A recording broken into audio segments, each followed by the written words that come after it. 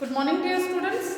हमारा टॉपिक चल रहा है डाइंग का, कि वस्त्रों को और भी परिष्कृत या उसको अलंकृत करने के लिए, उनको सजाने के लिए कौन सी परिसज्जा है। एक परिसज्जा और बताई थी, वो है डाइंग, रंगाई।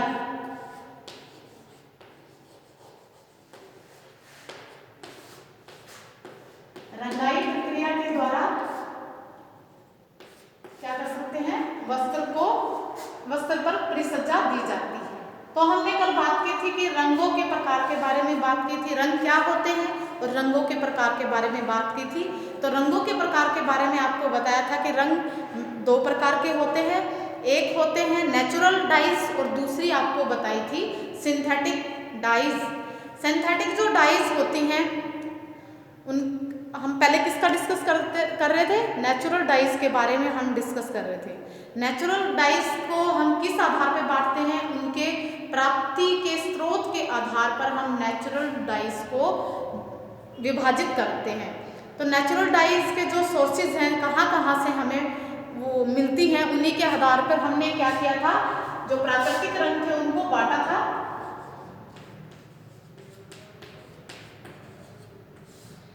प्राकृतिक डाइज थी। प्राकृतिक डाई में सबसे पहले हमने आपको बताया था कि क्या है, वानस्पतिक डाई बताई थी।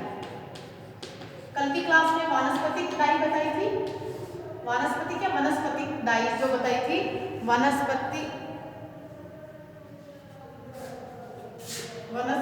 रंग होते हैं, वेजिटेटिव डाइज होती हैं।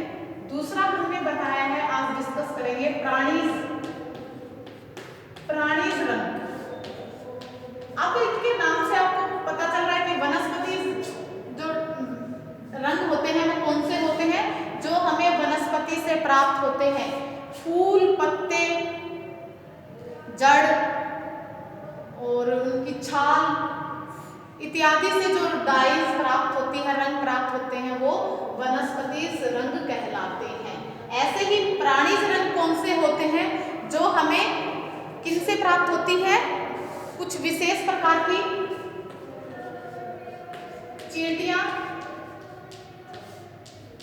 चींटियों से, मछलियों से, और ये हमें कीट पतंगे आदि से,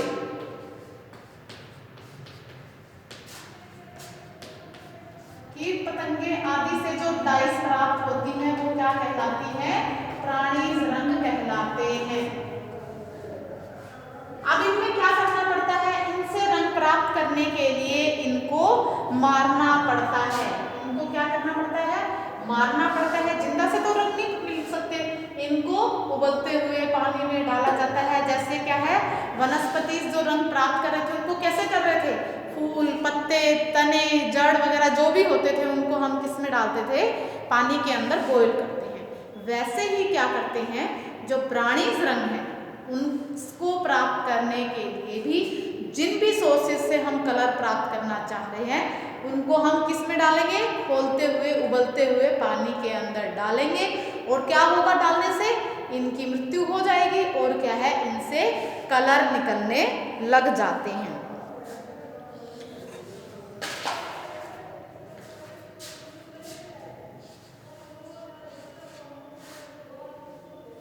भूमध्य सागर में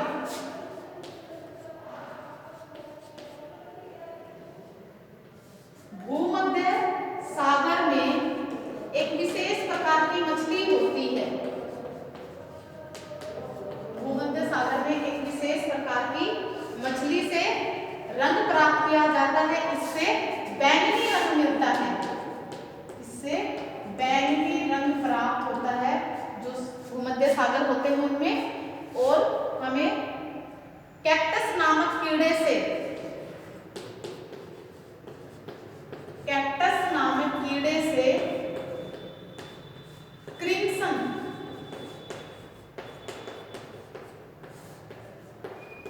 रंग प्राप्त होता है।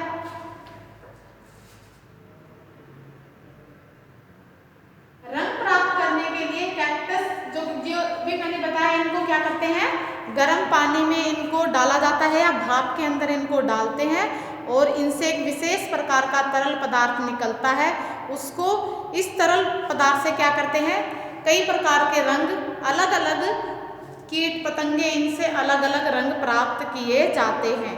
परंतु क्या है, ये रंग जो होते हैं वो काफ़ी महंगे होते हैं। इसके पीछे रीज़न क्या होता है? रीज़न यही होता है कि इनको जो भी कीट जीव जंतु हैं, जो भी प्राणी हैं, उनको हमें क्या करना पड़ता है, मारना पड़ता है। और मारना पड़ेगा तो क्या होगा, उनकी संख्या कम होगी और कम होगी तो हमें उनको दोबारा प्राप्त करना थोड़ा सा मुश्किल हो जाएगा। और किसी भी अगर हम इन सोर्सेज को लेते हैं जिनको दोबारा से पालना पड़ता है, दोबारा से जो भी इनको प्राप्त करना पड़ता है वो हमें महंगे पड़ते हैं। इसीलिए ये रंग प्राप्त करने के लिए पहले इन्हें मारना पड़ता है। दूसरा इसको क्या है, जो सबसे बड़ा खतरा है, इनकी जाति क्या हो जाती है, समाप्त हो जाती है। इसी कारण क्या है, ये रंग महंगे पड़ते हैं। अब जो तीसरे प्रकार के जो रंग होते हैं, ये थे 2 प्रकार के। तीसरा जो रंग होता है वो है खनिज रंग।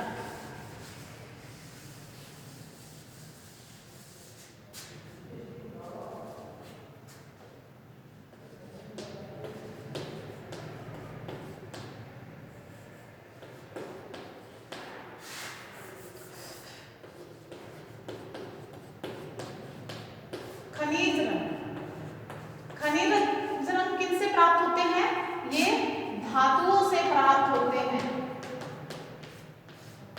धातुओं से जो रंग प्राप्त होते हैं वो क्या कहलाते हैं, खनिज रंग कहलाते हैं। इसलिए इन्हें धात्विक रंग या मेटालिक डाइज कहते हैं। इनसे कैसे रंग प्राप्त होता है, इनसे हरा, नीला, पीला, खाकी, भूरा, कई प्रकार के रंग इनसे प्राप्त होते हैं।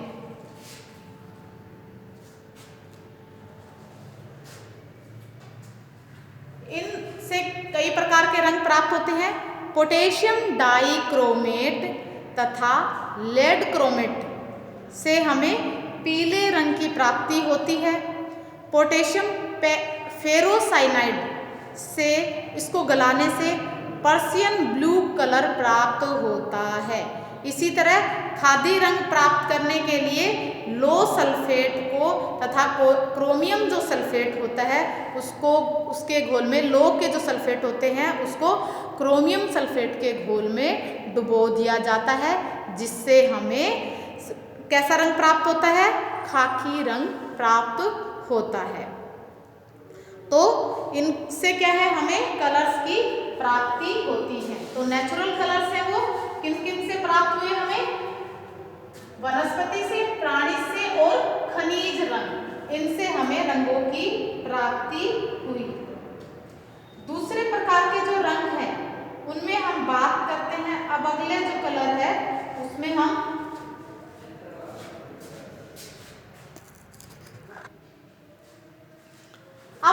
बात करते हैं प्राकृतिक रंगों को। इनको इनके प्राप्ति के स्रोत के आधार पर, प्राप्ति के आधार पर इसे 2 भागों में बांटा गया है। इसे 2 भागों में, प्राकृतिक रूप से इसे 2 भागों में बांटा गया है रंगों को। एक होते हैं, इसमें एक होते हैं रंजक और दूसरे होते हैं वर्णक। रंजक और दूसरे होते हैं वर्णक। रंजक और वर्णक होते हैं, इन्हें क्या कहते हैं, डाइज, और ये होते हैं पिगमेंट्स।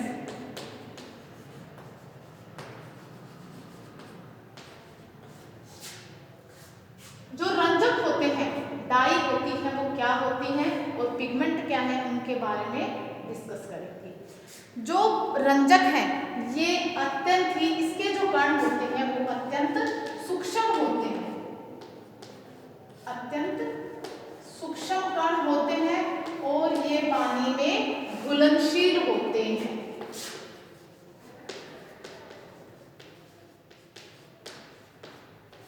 ये पानी में इनके जो कण होते हैं, डाइस के जो पार्टिकल्स होते हैं वो छोटे छोटे होते हैं, सूक्ष्म होते हैं और ये पानी में घुलनशील होते हैं। इनसे क्या है, ताप तथा रासायनिक प्रक्रिया के द्वारा इनसे क्या है, वस्त्रों की रंगाई की जाती है। ताप और रासायनिक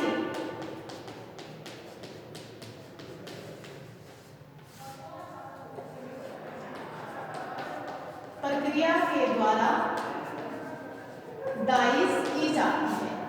जब हम डाई को, आप सभी लोग जानते हैं, आप बोलते भी हैं कि मुझे दुपट्टा डाई करवाना है, कोई भी जीन्स वगैरह है फेड हो जाती है, कलर उड़ जाता है कई बार नई जीन्स का ही, तो क्या करते हैं हम उसको दोबारा से डाई करवा लेते हैं और उसको डाई करवाने के बाद वो दोबारा से चमक जाती है। ऐसे ही हमें, जैसे ये मेरा वाइट दुपट्टा है, अगर जैसे मेरा ये सूट पुराना हो गया तो इस दुपट्टे नए होते हैं तो उसको क्या करते हैं हम इसको डाई करवा के दूसरे सूट के साथ मैचिंग किया जा सकता है। तो ऐसे ही क्या है, ये क्या कहलाती है, डाइंग प्रोसेस कहलाती है। डाइंग में क्या करते हैं, आपने देखा भी होगा, पानी के अंदर एक पतीला लेते हैं, पतीले के अंदर पानी डालते हैं, पानी के अंदर वो डायर्स होते हैं, वो क्या डालते हैं, कलर डालते हैं और उनको हिलाते रहते हैं। फिर इसको कपड़े को पानी में भिगोते हैं पहले थोड़ी देर के लिए सिंपल पानी में, और फिर इसको जो पानी गर्म रहता है यानी गैस के ऊपर ही उसको चलाते हुए इसको उसके अंदर डाल देते हैं और 15-20 मिनट के लिए, वैसे तो इसके लिए आधा घंटे का टाइम होता है, लेकिन वो 15-20 मिनट में ही क्या है, केमिकल्स वगैरह डालते हैं, फिक्सिंग एजेंट डालते हैं। उनसे क्या है, हम घर में अगर डाई करते हैं तो हम क्या, फिक्सिंग एजेंट के रूप में हम क्या करते हैं, नमक का यूज़ करते हैं। लेकिन डायर्स होते हैं उनके पास केमिकल्स होते हैं, आजकल केमिकल डाइज आ गई हैं, तो क्या है, उनसे रंग पक्के चढ़ जाते हैं। तो वो क्या करते हैं, उनके अंदर फिक्सिंग एजेंट डाल देते हैं और उसको थोड़े टाइम के बाद में उनको हिला के फटाक से जल्दी से उसको सुखा देते हैं और कस्टमर को दे देते हैं। तो आप देखते हो कि कितने सुंदर कलर्स आ जाते हैं। वही क्या कहलाती है, डाइंग कहलाती है। डाइंग में क्या करते हैं, इसके पार्टिकल्स सूक्ष्म होते हैं और उनमें क्या होता है, जो इसके वस्त्र के जो रेशे होते हैं उनके अंदर समाहित होने का गुण होता है। जैसे कि क्या होते हैं, क्लास में बहुत सारे बच्चे हैं, ऐसा तो नहीं है कि आपके सभी के साथ बनती है, बन जाती है, कईयों के साथ लड़ाई भी हो जाती है, कई बड़े अच्छे से फ्रेंड्स बन जाते हैं। वैसे ही इनके साथ होता है कि ये सभी रेशों के साथ, जरूरी नहीं है कि सभी रेशों के साथ आराम से मिल जाएंगे और ये बॉन्डिंग बना लेंगे, ऐसा नहीं है। कुछ स्पेसिफिक रेशे होते हैं जिनके आपस में बॉन्डिंग होती है, उनमें ये अच्छे से मिल जाते हैं और रंग पक्के चढ़ते हैं। तो क्या होता है, कई बार आप देखते हो कि किसी कपड़े में तो रंग पक्के से चढ़े होते, कितनी ही धुलाई कर लो उसमें से रंग नहीं निकलते हैं, और कई बार ऐसा होता है कि 1-2 धुलाई के बाद ही कलर निकल जाता है। तो वो क्या होता है, यही रीज़न होता है कि उनकी बॉन्डिंग अच्छे से नहीं होती, जो डाई है वो अंदर तक पेनिट्रेट नहीं करती, उसी के कारण क्या हो जाता है, वस्त्र पे कलर नहीं चढ़ पाता और वो क्या है, 1-2 धुलाई के बाद ही खराब हो जाता है। तो डाइंग में क्या होता है कि जो कलर्स के जो पार्टिकल्स होते हैं वो अंदर तक, रेशों के अंदर तक पेनिट्रेट कर जाते हैं, अंदर तक पहुंच जाते हैं, उनके साथ बॉन्डिंग बनाते हैं और कलर वो क्या कर लेते हैं, फिक्स हो जाते हैं, और वही क्या कहलाती है, डाइंग प्रोसेस कहलाती है।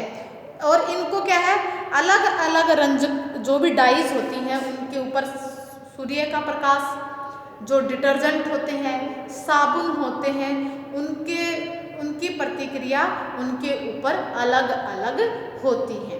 कई कपड़े पे हम साबुन लगाते हैं तो वो निकल जाते हैं, कईयों पे लगाते हैं साबुन तो नहीं निकलते, तो सभी के साथ अलग अलग होता है। अब हम पिगमेंट की बात करते हैं, ये तो थी हमारे डाइंग की बात। वर्णक की बात करते हैं, दूसरा मैंने बताया था वर्णक या पिगमेंट।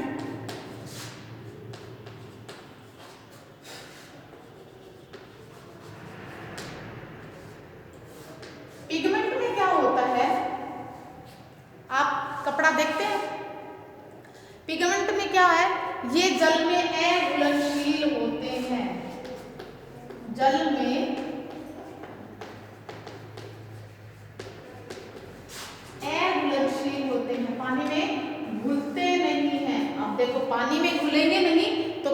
अंदर कैसे जाएंगे?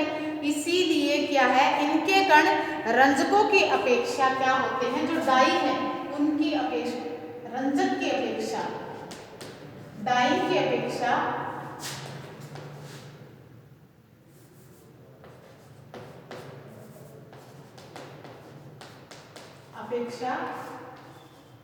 इनके कण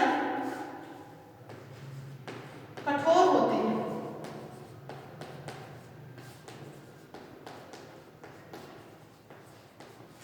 इनके कण कठोर होते हैं, इसीलिए क्या है, ये क्या है, अपारदर्शी भी होते हैं।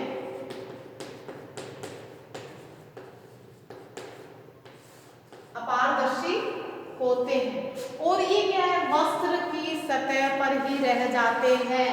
इसके कारण क्या है, इनकी डाई की अपेक्षा कठोर होते हैं और ये पानी में घुलनशील नहीं होते हैं। इसी कारण से ये वस्त्र के अंदर तक नहीं जाते। उनके जैसे डाइंग क्या थी, डाइंग में क्या है, पानी जो कलर्स हैं वो अंदर तक पेनिट्रेट कर जाते थे, रेशों के अंदर तक, और ये क्या होते हैं, वस्त्र की सरफेस पर ही रह जाते हैं। जो फैब्रिक है उसमें दूसरी तरफ भी नहीं दिखाई देते हैं। जैसे ये मेरा दुपट्टा है, दुपट्टा तो पतला होता है इसलिए दिखाई दे जाते हैं, लेकिन थोड़ा सा मोटा कपड़ा ले लेते हैं तो उसके ऊपर करते हैं छपाई, तो क्या है, वो दूसरी तरफ कलर नहीं जाता है। तो ये किसके अंदर होता है, ये प्रिंटिंग के अंदर करते हैं। आपका जो सेकेंड ईयर में कोर्स है वो क्या है, डाइंग एंड प्रिंटिंग। इसी के अंदर क्या है, हम ब्लॉक्स प्रिंटिंग करनी सिखाते हैं, स्क्रीन प्रिंटिंग करवाते हैं आपसे, और रोलर प्रिंटिंग मशीनों में होती है, यांत्रिक परिसज्जा होती है, रोलर प्रिंटिंग होती है। तो उनमें क्या होता है, यही प्रोसेस इनमें प्रिंटिंग में आप हैंड पेंटिंग करते हैं, तो ब्रश से जो पेंटिंग करते हैं आप देखते हो कभी उसमें कलर नीचे की तरफ जाता है, नहीं जाता। क्यों नहीं जाता, कि क्या होते हैं, ये इनके पार्टिकल कठोर होने की वजह से, पानी में अघुलनशील होने की वजह से ये कपड़े के अंदर नहीं जाते हैं, उसकी सरफेस के ऊपर ही रह जाते हैं। और इनको सरफेस पर रोकने के लिए भी क्या करना पड़ता है, फिक्सिंग एजेंट लगाने पड़ते हैं। इनको रोकने के लिए सटाने वाला पदार्थ, सटाने वाला पदार्थ है वो इनके अंदर, पिगमेंट्स के अंदर मिलाया जाता है, और इनको मिलाकर ही क्या है, पेंटिंग या जो भी इसको काम में लेना है उसमें काम में लिया जाता है। अगर इसके अंदर फिक्सिंग एजेंट, अगर इसके अंदर फिक्सिंग एजेंट नहीं डालेंगे, सटाने वाला पदार्थ नहीं डालेंगे, तो ये कपड़े से चिपकेगा नहीं, और चिपकेगा नहीं तो क्या हो जाएगा, एक ही धुलाई के बाद में वो बाहर निकल जाएगा।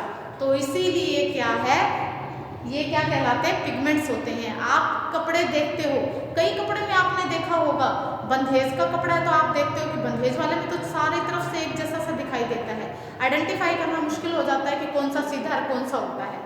लेकिन क्या होता है, जो पिगमेंट किए हुए, प्रिंटिंग किए हुए कपड़े हैं उनको हम इजीली पहचान लेते हैं। किस प्रकार से पहचान लेते हैं, क्योंकि उसके ऊपर की सरफेस पर ही कलर होता है। उसको अगर उल्टी साइड से देखते हैं तो उसके अंदर कलर पेनिट्रेट नहीं करता है। तो इसके ऊपर भी क्या है, जो विभिन्न प्रकार के जो कलर्स होते हैं, जो भी डाई वर्णक जिनके ऊपर अपनाते हैं, प्रिंटिंग वगैरह जिनके ऊपर करते हैं, उनके ऊपर भी धूप, प्रकाश और जो अपमार्जक यानी डिटर्जेंट्स हैं, साबुन है, उनका भी प्रतिकूल प्रभाव पड़ता है।